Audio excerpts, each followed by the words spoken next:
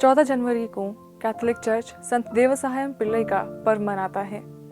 देवसहायम, जो 18वीं शताब्दी में भारत के तमिलनाडु में रहते थे, ने असाधारण साहस और भक्ति के साथ कैथोलिक धर्म को अपनाया। उत्पीड़न और शहादत के बावजूद ईसा मसीह में उनका अटूट विश्वास लाखों लोगों को प्रेरित किया।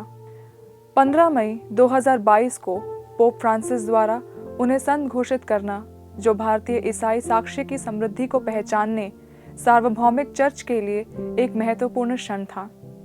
आज संत देवसहायम पिल्लई ने न केवल भारत में कैथोलिकों के लिए बल्कि पूरी कलीसिया के लिए विश्वास और बलिदान के एक शक्तिशाली प्रतीक के रूप में खड़े हैं। सेंट देवसहायम पिल्लई का जन्म 1712 में त्रावणकोर, आधुनिक तमिलनाडु राज्य के एक गांव नटलम में नीलकंठ पिल्लई के रूप में हुआ था। उनका जन्म एक उच्च जाति के हिंदू परिवार में हुआ था और उन्होंने पारंपरिक हिंदू धर्म ग्रंथों और प्रशासनिक प्रथाओं में उत्कृष्ट शिक्षा प्राप्त की थी। त्रावणकोर के राजा के दरबार में एक भरोसेमंद अधिकारी के रूप में वह राज्य में एक उच्च पद पर थे। हालांकि उनके जीवन में 1745 में एक नाटकीय मोड़ आया, जब उनका सामना एक डच नौसैनिक अधिकारी कैप्टन डी लेनॉय से हुआ, जो एक ईसाई थे। डी लेनॉय के साथ बातचीत के माध्यम से देवसहायम को यीशु मसीह और कैथोलिक विश्वास की शिक्षाओं से परिचय हुआ।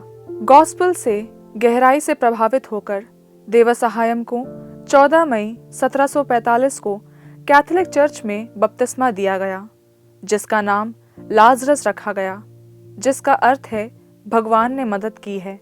उन्हें व्यापक रूप से लाजर के तमिल और मलयालम समक्ष देवसहायम के रूप में जाना जाता है।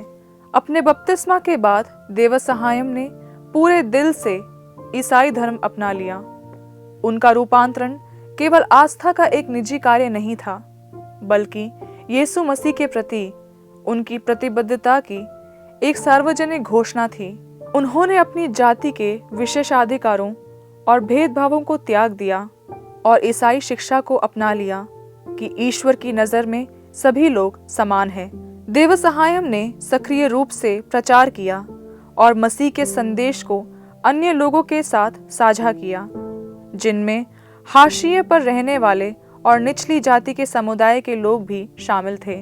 उनका जीवन सुसमाचार के परिवर्तनकारी शक्ति का गवाह बन गया, लेकिन इससे उच्च जाति के अभिजात वर्ग और शाही दरबार में गुस्सा भी भड़क गया, जिन्होंने उनके कार्यों को स्थापित सामाजिक व्यवस्था के लिए खतरे के रूप में देखा। देवसहायम के धर्म परिवर्तन और समानता की वकालत ने हिंदू उच्च जाति के नेताओं और त्रावणकोर शाही दरबार को नाराज कर दिया। उन पर देशद्रोह और पारंपरिक रीति रिवाजों का अनादर करने का झूठा आरोप लगाया गया। 1749 में उन्हें गिरफ्तार कर लिया गया, यातनाएं दी गईं और अरल वेमोरी के सुदूर जंगलों में निर्वासित कर दिया गया। क्रूर व्यवहार सहने के बावजूद वह अपने विश्वास पर दृढ़ रहे, अपने उत्पीड़कों के लिए प्रार्थना की और ईश्वर में अपने विश्वास में ताकत पाई। 14 जनवरी 1752 को देवसहायम शहीद हो गए। उनकी गोली मारकर हत्या कर दी गई और ईसाई समुदाय द्वारा पूजा को रोकने के लिए उनके शरीर को जंगल में फेंक दिया गया।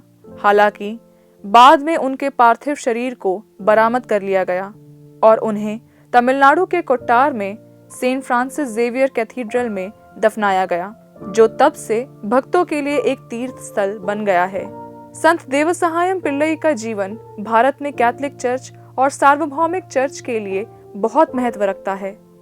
संत घोषित होने वाले पहले भारतीय आम आदमी के रूप में वह सुसमाचार को जीने और फैलाने में सामान्य जन की गरिमा और महत्व का प्रतिनिधित्व करते हैं। समानता, सामाजिक न्याय और उत्पीड़न के बावजूद ईसा मसीह के प्रति उनकी प्रतिबद्धता हर जगह ईसाइयों के लिए एक आदर्श के रूप में कार्य करती है। देवसहायम का संत घोषित होना भारतीय चर्च के समृद्ध इतिहास और वैश्विक चर्च में योगदान का उत्सव भी है। यह कैथोलिक आस्था की सार्वभौमिकता को रेखांकित करता है, जो संस्कृति, जाति और नस्ल की सीमाओं से परे हैं। उनका जीवन और साक्ष्य भारत के कैथोलिक समुदाय की जीवंत आस्था को उजागर करते हैं, जो सदियों की चुनौतियों के बावजूद फला फूला है। सेंट देवसहायम पिल्लई की कहानी आज भी दुनिया में गहराई से प्रासंगिक है, खासकर उन संदर्भों में जहां सामाजिक असमानता, भेदभाव और धार्मिक असहिष्णुता बनी हुई है। जाति आधारित विशेषाधिकारों की उनकी अस्वीकृति और सार्वभौमिक भाईचारे के सुसमाचार के संदेश को अपनाने हमें प्रत्येक मानव व्यक्ति की गरिमा को बनाए रखने के आह्वान की याद दिलाता है। उत्पीड़न के सामने उनका साहस उन लोगों से बात करता है जो अपने विश्वास के लिए पीड़ित हैं, उन्हें आशा प्रदान करते हैं और अपने विश्वास पर दृढ़ रहने के लिए प्रोत्साहन।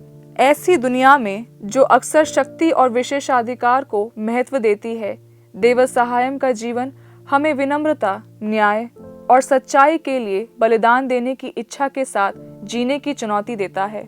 देवसहायम पिल्लई को 2004 में सर्वेंट ऑफ गॉड घोषित किया गया, 2012 में धन्य घोषित किया गया और अंततः 15 मई 2022 को पोप फ्रांसिस द्वारा संत घोषित किया गया।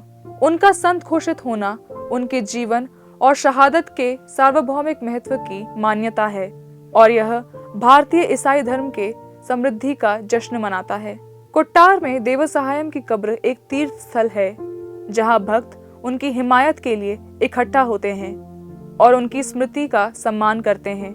उनका जीवन भारत और दुनिया भर में ईसाइयों को अपने विश्वास को साहसपूर्वक और प्रामाणिक रूप से जीने के लिए प्रेरित करता है। संत देवसहायम के जीवन का एक उल्लेखनीय पहलू उत्पीड़न के दौरान भी प्रार्थना और ईश्वर में विश्वास के प्रति उनकी प्रतिबद्धता है। अमानवीय व्यवहार का शिकार होने के बावजूद वह अपने दुश्मनों के लिए प्रार्थना करते थे और अपने साथी कैदियों के साथ ईसा मसीह का संदेश साझा करते थे। उनका अटूट विश्वास उस ताकत की एक शक्तिशाली अनुस्मारक के रूप में कार्य करता है जो ईश्वर पर भरोसा करने से आती है। देवसहायम नाम, जिसका अर्थ है ईश्वर ने मदद की है, उनके विश्वास की नींव को दर्शाता है। हर परिस्थिति में ईश्वर की कृपा पर निर्भरता। उनका जीवन हमें याद दिलाता है कि चाहे हम कितनी भी कठिन परीक्षाओं का सामना करें, ईश्वर की सहायता और उपस्थिति हमारे साथ रहती है। सेंट देवसहायम पिल्लई का पर्व तमिलनाडु, केरल और पूरे भारत में बड़ी श्रद्धा के साथ मनाया जाता है। उनकी शहादत का सम्मान करने और उनकी विरासत को प्रतिबिंबित करने के लिए विशेष जनसमूह, प्रार्थना और जुलूस आयोजित किए जाते हैं। आस्था और बलिदान से भरा उनका जीवन कैथोलिकों को ईसा मसीह के प्रति अपनी प्रतिबद्धता को गहरा करने के लिए प्रेरित करता है। कोट्टार के सेंट फ्रांसिस जेवियर कैथीड्रल में हजारों तीर्थयात्री उनकी कब्र पर प्रार्थना करने के लिए इकट्ठा होते हैं।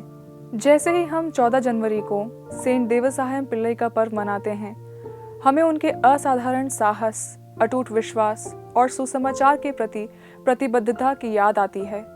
उनका जीवन हमें कठिनाई के बावजूद भी मसीह के प्रेम, न्याय और समानता के आह्वान को अपनाने की चुनौती देता है।